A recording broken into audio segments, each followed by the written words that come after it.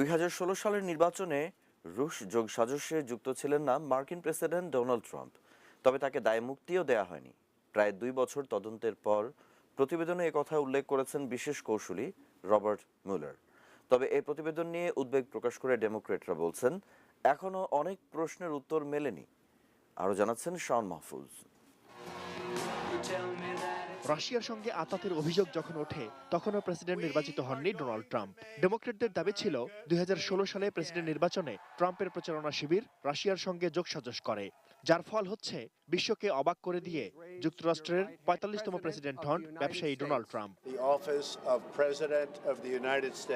Democrat পার্টির পাশাপাশি গোয়েন্দা সংস্থাগুলোর দাবিতে তদন্তের জন্য নিয়োগ করা হয় সাবেক FBI প্রধান জেমস কোমিকে, কিন্তু এতে সন্তুষ্ট না হয়ে তাকে বরখাস্ত করেন প্রেসিডেন্ট ট্রাম্প। নতুন করে তদন্তের ভার পড়ে সাবেক FBI প্রধান রবার্ট মুলারের ওপর।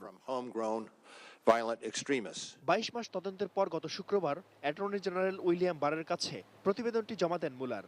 একদিন পর্যালোচনার পর রোববার প্রতিবেদনের সারসংক্ষেপ কংগ্রেসের সামনে উপস্থাপন করেন অ্যাটর্নি জেনারেল, যেখানে তিনি উল্লেখ করেন প্রেসিডেন্ট ট্রাম্প অপরাধ করেছেন। প্রতিবেদনে এরকম কোনো উপসংহার টানেননি মুলার।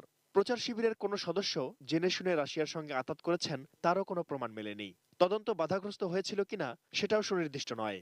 তবে প্রতিবেদনে প্রেসিডেন্টকে দায়মুক্তি দেয়া হয়নি বলে জানান অ্যাটর্নি জেনারেল উইলিয়াম বার। তিনি বলেন প্রতিবেদনের আরও কিছু অংশ তিনি পরে প্রকাশ করবেন, তবে এর কিছু বিষয়ে গোপনীয়তা রক্ষা করতেই হবে।